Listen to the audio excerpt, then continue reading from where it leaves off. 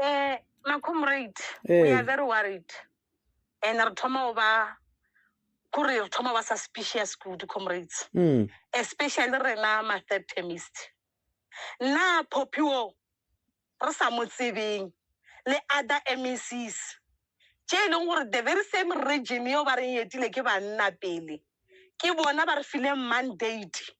Wa go rekgetha batho ba go sona le bo Phophi ka mogo.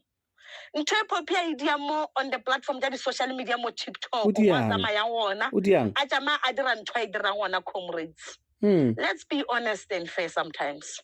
Phophi wa re telela o bona sore matla le premier a sa bona makhoma mo nominatileng gore na bona choice ya bona o bona choice le ya gagwe o bona a swanetse go gore a tsamaye every platform ya social media yena a tsamaye fa mandate wa gagwe we leng gore yena as premier mandate wa le mo gona ke di branches di mo nominatileng e le ga re file mandate ke the very same region yena e preaching gore today wa ikitimisha makabane le bona e diragalang ka mosadi ba re ke premier ra sa tsebe lona o tswa region ye feng re no kwa ba re botsa gore kgetha Phophi le kgethe mamma le kgethe mamma today a bolela le gore di MEC the very same MEC tsena tšeo le re tsona re file mandate ya gore kgetha mamma le kgethe mamma re nyaka go tseba re gopela gore go kgonagala makhom region ya rena a ibitse special RGC Phophi a be gona mosadi o nke re tlhalosetse gore nana who is she why she says utswa kae utswa mo kae ga botse Phophi because Phophi rena re motsebi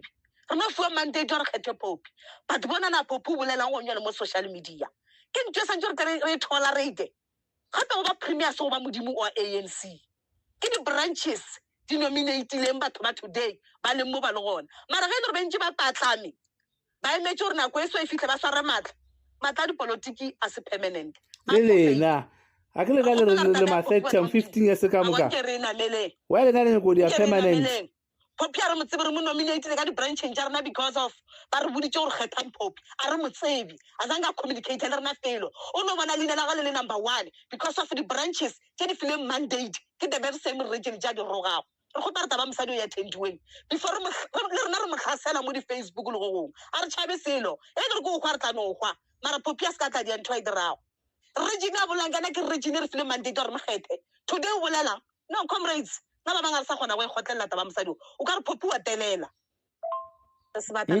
o ka re tlo ba le bothata le ma third term lo ka le tlo ba le mathata lena ka bo lena ma third term first term ke bona ga re tla lo.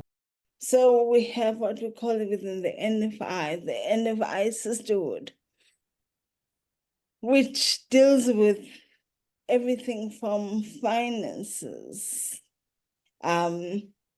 Gone are the days when women thought a man is a financial plan. No, a financial plan is a financial plan. It's not a man.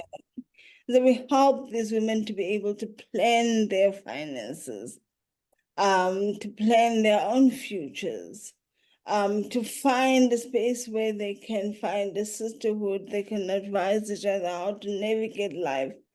If you have a disability, with a disability, if you're raising a child with a disability, to have an ecosystem of support and love, and also just empowering them, giving them the skills and capacity to pursue the dreams. So I'm very intentional about empowering women. I understand that where I am is a privilege, and I'm intentional in making sure that that privilege is not wasted on me. Because life is very short and God has put us where we are for a reason. So I make sure that that privilege enables other women to be able to step up and take over from where I'm at. Machine politically incorrect. If you listen to that video, it tells you just how much it's very difficult to understand that video with that third term and stuff. But basically, if I'm reading it from an outsider, it's ANC women in Limpopo not being happy about Phophi. I did a video on Phophi and how much I love her and how much I love her work ethic that she's working. She's working very hard. And she came at the right point in Limpopo where we have not had a vendor leader in the province. For those who do not know, Limpopo has 3 tribes, 3 nations, Bavenda, Vatsonga and Vapedi, and other dialects that are included among this. So I'm just saying it just for perspective for those who do not know. So I'm trying to explain that video for those who don't know. I know it's very difficult to understand. Even I could not understand, and it's not the language, it's just the context. So she is saying they have voted and supported Phophi Ramathuba, and they don't know where she comes from, because she was just an outcome of a slate. She did not come out as a popular person. She came out of a slate, and she was voted for, and I could be wrong. She was voted for, and now she's powerful. Now they don't like it. But they don't tell us what is it that Phophi Ramathuba has done. This is a woman calling for another woman to fall because they don't know where she comes from.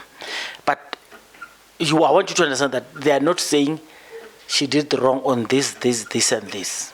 They just say they don't know where to come from. So as an example, the ANC has tried, and we must give it credit where it's due. The ANC has tried. There's something they call the gender parity. So a slate has to produce, if the leadership is there, the slate has to produce a gender balance where there are women. And of course, comrades have decried this for various reasons. And number one is to say, these women, if they were 50% in the organization, then it's fair. The problem is the women in the ANC are not at 50%. So more men are working, but women are getting 50%. So that's ANC politics that I've heard from the ground. And I just want to leave it from there. And they say that is not fair, and this is why they don't support this gender parity. They just say good and great comrades as females must just come out organically. But the ANC has ignored that, and ANC has done the gender parity and has produced good leaders, I must say. And Phophi Ramathuba is one other example. But as an example, women are the ones who hate this, who hate her. And I have to say, I have not had a chance to hear what is it that they hate. Number two, I've listened to Matolo Motshekga, who says in Africa, this thing of patriarchy wasn't there, and they had their own way. But you would have heard. Just listen to it. But this, I'm going to read something coming from John Henry Clark. I'm not sure, but I'm just reading a quote that I found. In Africa, the woman's place was not only in her family. She often ruled nations with questionable authority. No, it's not questionable. Unquestionable authority. Many African women were great militaries and on occasions led their armies in battle. The African had produced a civilization where men were secured enough to let women advance as far as their talents. Royal lineage and prerogative would be taken by them. John Henry Clark. So I'm not sure where this comes from. So I'm just trying to shy away from this notion that says men were oppressive in Africa and. So it could be true, but here are such other examples. In short, women have betrayed other women. And I'm not saying men have not. Don't get me wrong. Lindiwe Sisulu has said so herself. When we got to the fields, the killing fields, we were all equal. We carried the same bags and knapsack that the males do. And there was no difference between us and them. And I would have thought that now would be a time that we raise a woman to the level of a president, because that is what we promised our people by being there to fight for the struggle. We didn't fight for a struggle for a man to take the uppermost place. We fought for equality. And I think that at some point we would need to work out what's in the best interest of creating the kind of society where we have equality between men and women, and this is reflected in what we do and in how we govern. So I'm hoping at some point that the men will sit back and say, let the best woman go forward and see how we deliver differently. because women have a sensitivity that men lack, especially when it comes to how they look after a society, how they look after their children. And perhaps we are ready for that. We are ready for a woman president any minute now. Are you disappointed that the Women's League, all females in the ANC, could not support your various attempts at leadership? Yes, I was disappointed. I was disappointed because I grew up understanding that we were equal. I left at a very early age to go to the camps and trained in the same way that the men trained. There was no difference. But I come. So let's talk. What makes South African women, what makes it difficult for South African women to ascend to authority? When Mbeki was a leader of government and ANC, he said he wished his successor was a woman. And he started letting Phumzile Mlambo-Ngcuka to act. Unfortunately, Zuma saw it as a sabotage. I remember comrades using a phrase, when you ascend to the top, you kick the ladder down so another woman does not take over. Mbeki, he left, Zuma came in, and Zuma also had ambitions like that. People said, oh, he doesn't want the other comrades to come in. He wants Nkosazana Lamini Zuma, who is his ex-wife, to come in. So they are going to make ANC their family business. You understand? So when is the right time to lead? When is the right time to lead? What if Msholozi now leaves the MK leadership with a woman? And who will that woman be? Please assist me in answering those questions. Machine Political Incorrect. Let's talk about other videos that you would have seen. Thank you. News of Dr. Lamini Zuma entering the fray as far as the ANC's leadership contest is concerned is not necessarily surprising. I saw the Sunday Times reports this weekend confirming murmurs that we have been hearing for months on end. I think for the most part, it just did not seem plausible because she is 73. Not that I'm saying for her age is a factor, because we see many of these men attempting to lead when they actually should be at home with their grandchildren. But that argument does hold water.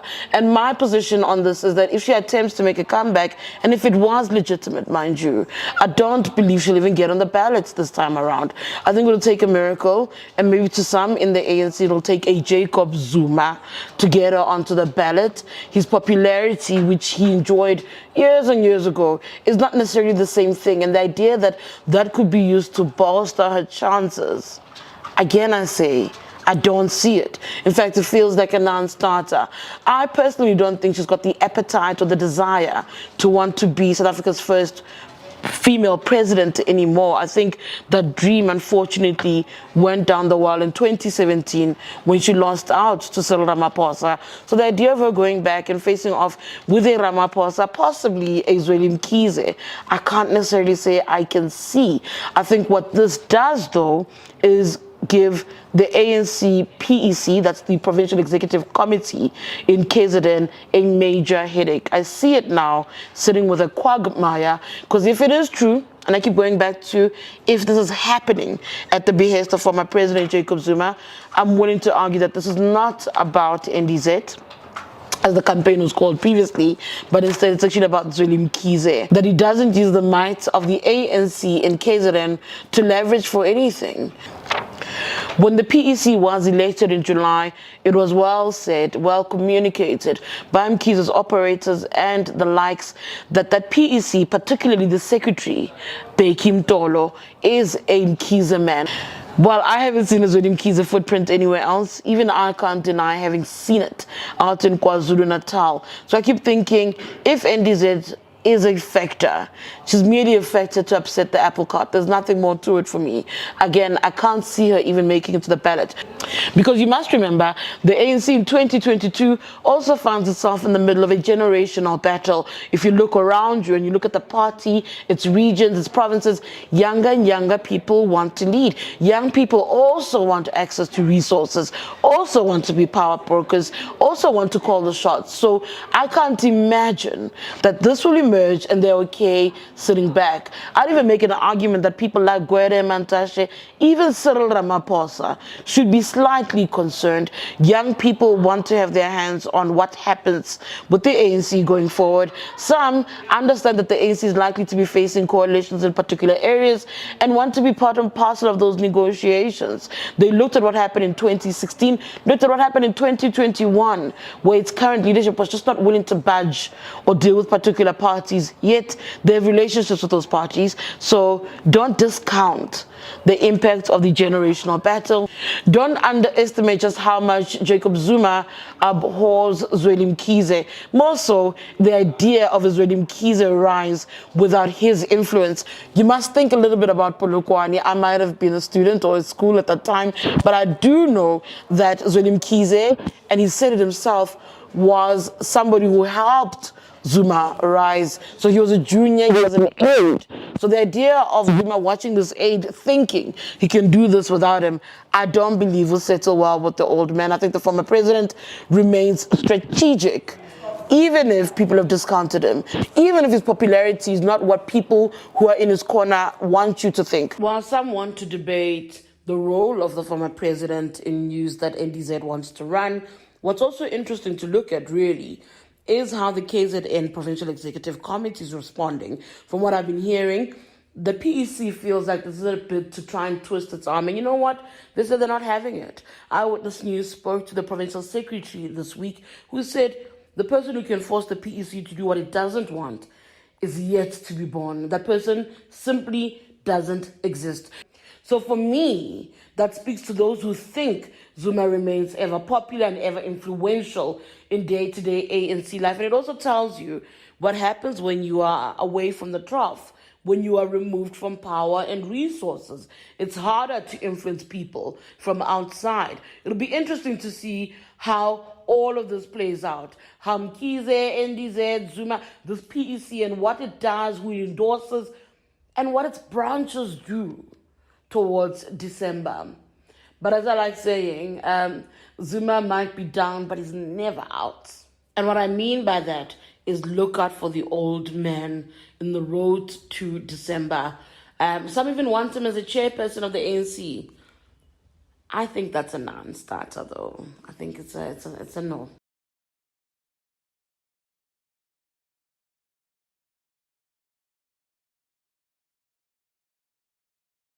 Gender parity in positions of power is embarrassingly low in South Africa. She was speaking at the memorial lecture of a fellow anti-apartheid activist, Winnie Khware, at the Northwest University. That's where she criticized the number of women to be sworn in as MPs next week. An activist in her own right, with a track record for fighting injustices in apartheid South Africa.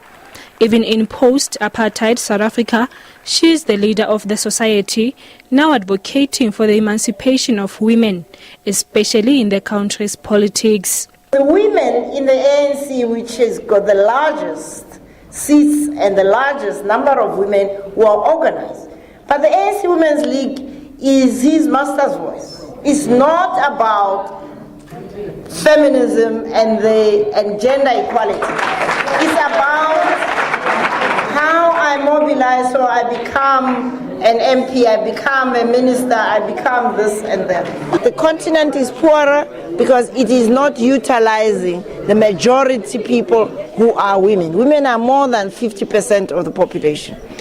And the idea that after our recent elections, only 34% of MPs are women is a crying shame.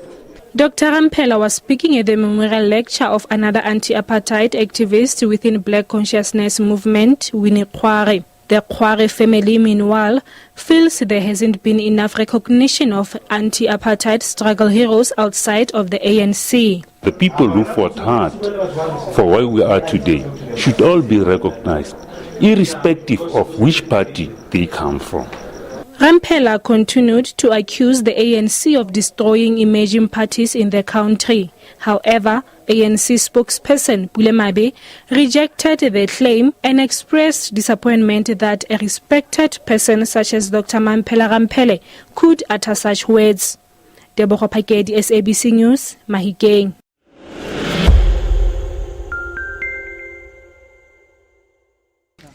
I'd like to welcome you all here today. I see obviously very many journalists, very many friends of political democracy in South Africa, and it's also wonderful to see members of Ahang and the Democratic Alliance who've just heard of this press conference and decided to be here to share this historic moment with us all. And it obviously goes without saying that it is with very great pleasure and excitement that I can announce today that Dr. Mampila Rampili has accepted the DA's invitation to stand as our presidential candidate in the 2014 general election.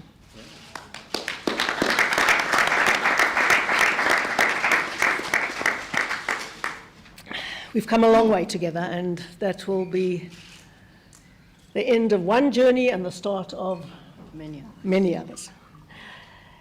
I can announce further that we are establishing a joint technical committee between Ahang SA and the DA to manage the integration of the DA and Ahang and its structures and volunteers. This is a game-changing moment for South Africa. When I was elected the leader of the Democratic Alliance in 2007, I set out the case back then for a fundamental realignment of our politics.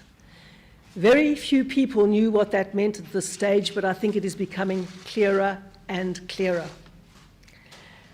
I said that political change will come about as the old political formations become obsolete. We can see this happening now. As the ANC breaks into its own constituent parts, we are building a new vehicle to bring about the South Africa we dared to dream of in 1994. And to do that, we have to build a new majority. And this is a very big step in that direction. The DA leadership, as you can see here today, is drawn from across the political spectrum of old. Some of us come from the liberal tradition that opposed apartheid. Others were previously members of the ANC. Some were part of the Pan-Africanist movement, more specifically the PAC. And others have a very prominent black consciousness background. But the important thing is that we all share the same values. The belief in an open opportunity society for all, characterized by non-racialism, the rule of law, a market economy, human rights, and prosperity for every South African. I've known Mampila since the early 1980s, when we worked together on the second Carnegie inquiry into poverty and development. I worked for her as Director of Communications and Development when Mampila was the Vice-Chancellor of the University of Cape Town. And in that capacity, we have been together in many battles. And that was just the warm-up for the battles we're still going to face. And another big challenge for us was, of course, raising our boys. And between us, we have 4, 2 each. So we know what it's like to raise boys. Yes. We have wonderful stories of our boys to tell, and Mampila's just reminded me of one. So we've been through all of that, and there's nothing that brings people together more than the challenge of raising functional adults in a complex society. And as most of you know, we have been in talks for a very long time about joining political forces, and today that comes to fruition. I know Mampila as a principled, fiercely determined person. Believe me, I do know her as a fiercely determined person who loves our country very deeply and devotes her life to the cause of making our democracy work and ensuring that we become what we have the potential to be. I can think of no better person to be our presidential candidate in this crucial tipping point election than Dr. Mampila Rampili. Welcome, Mampila.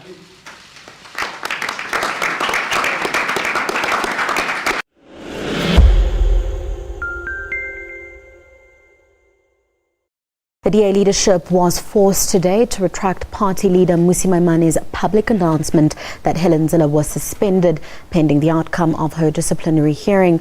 Maimane appeared to have flouted the party's constitution as Zille was earlier given time to motivate why she should not be suspended. It relates to a series of tweets in which the Western Cape Premier said colonialism was not entirely bad. It sparked a social media outcry and prompted calls for her head. The former DA leader was hauled before the party's Federal Legal Commission and later charged for bringing the DA into disrepute. A formidable force in the DA, Helen Zille held the reins of the opposition party for close to a decade and is credited for its growth. But in March, it all came crashing down with these tweets. She came under fire from within and outside the party, accused of causing the DA irreparable harm. Zille was formally charged for bringing the party into disrepute. Her Twitter apology not enough. I'd requested and asked Premier Zille to tender an unreserved apology to the people of South Africa and to the DA. She has declined this request. And therefore, in this period, she's continued to damage the party with various pieces of communication that seek to undermine what we're trying to achieve. And so accordingly, our federal executive has resolved that Ms. Zille be suspended from all party-related activities until such a time that the disciplinary hearing is concluded. Responding on Twitter, Zille was quick to point out a breach of the DA constitution, saying she was earlier given until the 6th of June to give reasons why she should not be suspended. She also rubbished claims that she refused to apologize. And while she respects the disciplinary process, she will not be bullied into resigning. In a statement later, the party clarified her status, saying the federal executive had written to Zille to signify its intention to temporarily suspend her until the conclusion of the disciplinary. She has 72 hours to respond. It's certainly unheard of for the leader of a major political party, a former leader of the opposition, to be suspended by their own political parties. I'm not aware of another example in recent South African politics of that. So it is a big development. Whether Helen Zille can come back from that, this one doesn't know, because I think that it now creates a situation where if she does come back, then the DA may well lose credibility with a lot of politicians and perhaps even with voters. For now, Zille remains Western Cape Premier. COSATU wants her out immediately. Helen Zille must be removed as the Premier of the Western Cape also until her name's been cleared or she's been dealt with in terms of this unacceptable statements that she's made. Maimane wants the disciplinary hearing to be expedited. Manqoba Mchunu, SABC News, Johannesburg. Helen Zille, the most powerful woman in African politics. In the complex landscape of South Africa's new Government of National Unity, GNU, Democratic Alliance DA chairwoman Helen Zille is sparking intense debate. Opinions on the woman with a political trajectory that has been nothing short of intriguing are divided. Zille was born in Johannesburg in 1951 as the daughter of German immigrants who fled a Nazi persecution. She started out as a journalist, exposing apartheid atrocities such as the murder of activist Steve Biko in the late 1970s. In the decade that followed, she worked for anti-apartheid organizations. Zille entered politics after the fall of the apartheid. After serving as the mayor of Cape Town for 3 years, she spent a decade as the premier of the Western Cape province. After the African National Congress, ANC, and the DA entered into a coalition government in 2024, Zille was no longer an opposition politician. Analysts see her as a formidable force in South African politics. But why is she such a polarizing figure? Zille is known for her provocative statements and tweets about colonialism, race relations and political opponents. South Africans are divided on the veteran politician. Some dismiss her as a tone-deaf, ignorant of lasting impact of apartheid and blatantly racist. Others argue that she is a voice of reason in a politically charged environment, a defender of liberal values, efficient government and intolerant of corruption. ANC Chair Gwende Mantashe recently accused Zille of acting as a parallel president in the GNU, a claim she vehemently denies. Her role in negotiating the GNU demonstrates her political acumen. It also shows the delicate balance a politicians of Zille's caliber must maintain between party interests and national unity. Love her or loathe her, Helen Zille is doing her part in shaping South African politics.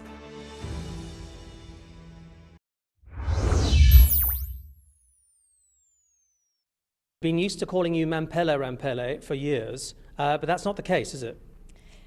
I am very tolerant of my fellow South Africans who are denying themselves to experience the beauty of the 11 African languages. I am Mampela Rampeli. That is Pedi. It's important that we get these things right. How do you feel today? This is a wonderful day for the country. I have said publicly over and over again, I have entered party politics to be a bridge into the future that this country deserves, a bridge that will allow us once more to glimpse that greatness that is us. And so I feel absolutely elated today. You've made a point since you launched a Gang of wearing traditional dress. You're looking very different today, very presidential. I am a woman who believes in diversity. I can be presidential. When I go to places where I want to wear traditional dress, I do so. This is the beauty of South Africa. This is the beauty of Africa, that you can swap between absolute best in terms of the many cultural forms that exist in South Africa. Today, I've chosen to look the way I look. You're all smiles, but not every member of a Gang is. What do you say to those who have not been consulted about this landmark decision? You know that in any major transition, there will be those who immediately embrace it and others who won't. This transition has been on the public table from the day Gang launched. When Gang launched and I gave the speech at the women's prison, we made it clear that we are committed to the realignment of South Africa's politics. Know more about your world. ENCA.com. This professor from UNISA said to me, this lady is intellectually arrogant, right? And that's the trouble. And I want to talk about that as we round off that conversation. I'm shocked that you listen to only detractors. I have to listen to everybody. You haven't heard anyone who says good things about me. And you expect me to come out of here feeling good about myself. I mean, JJ, do you know how many people said I shouldn't come to you because you are a journalistic buffoon? It's okay. And I didn't tell you, but I get that all the time. Okay, let's take a break, Prof. Let's take a break. But I want to call you to order here. Yeah. You cannot do that because you know that if you're a change maker, there'll be people who call you names. Yeah. I am not going to allow you to do that to me. It's the second time that you're mentioning the detractors. Do you know how many people have written long tributes? Okay. And do you know how many people said I must talk to Annika Larsen before I talk to you because you are a joke? Break. Yeah, let's take a break. No, I want you to know that they said to me, you have no credibility. Yeah. You are a joke. It's fine. And we hear that all the time. Let's take a break, bro. Yeah. But all I'm saying to you is you hear that all the time. I do not want your voice telling the world that I'm intellectually arrogant. JJ, I need my reputation intact. You cannot be part of the cabal that's here to destroy me after I built my career we're here to celebrate for so long. No. But I'm being very clear about that.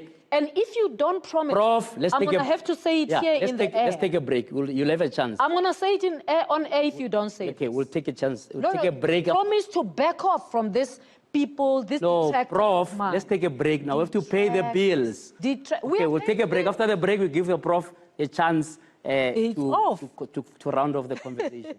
Let's take.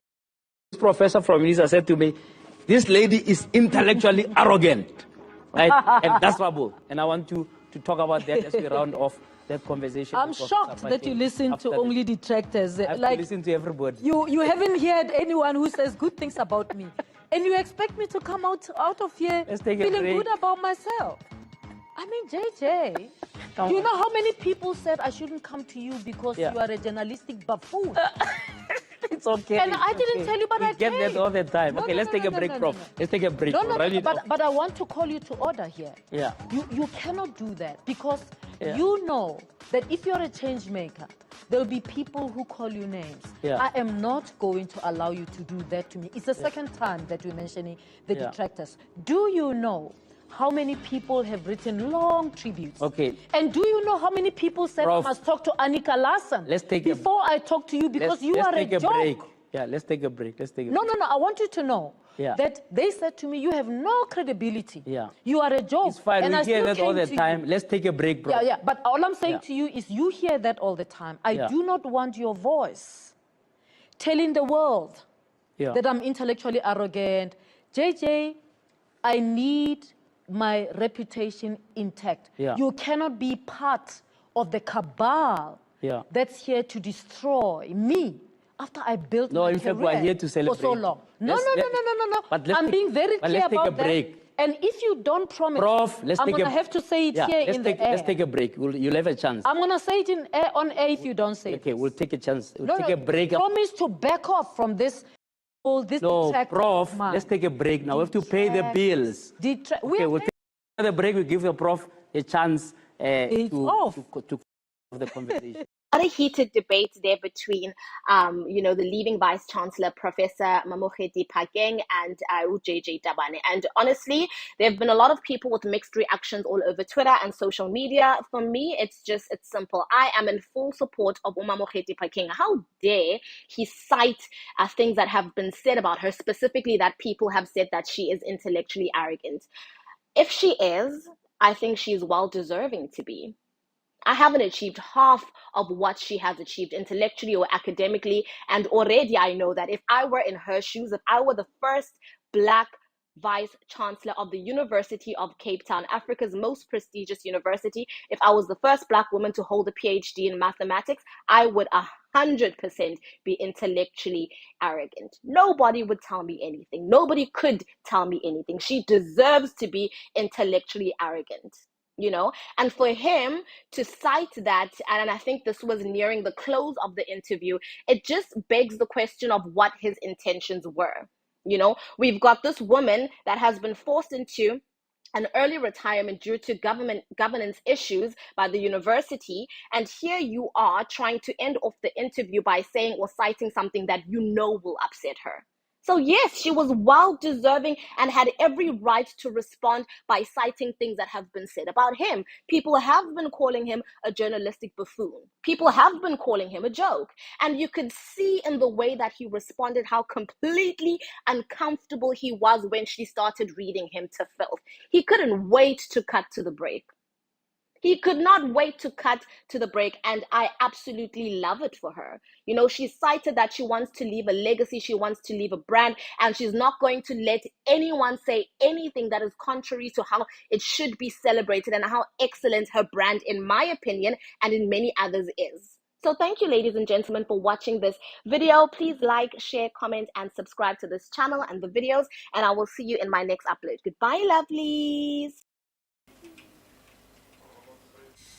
13th April 1995 and purports to terminate my appointment as Deputy Minister only as from Tuesday.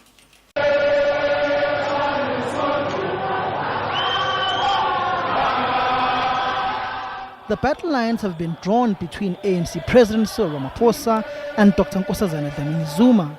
Round 2 is still along the same factional lines, but this time around, Lamini Zuma is contesting the control of KZN with Dr. Zweli Mkhize. Suspended ANC Secretary General Ace Magashule told their supporters in July that former President Jacob Zuma would give them direction. When the commander-in-chief tell us what to do. Yesterday we had a wonderful political discussion of President Zuma. And he told us that we must remain disciplined. We must never leave the ANC. The battle lines towards the December conference will also face off in KZN for the official nomination of the province with Dr. Zweli Mkhize. Some regions are behind Mkhize, Lamini Zuma and Ramaphosa, but many are divided. Lamini Zuma says if the basic unit of the organization, the branches, give her the green light, then she will not disappoint.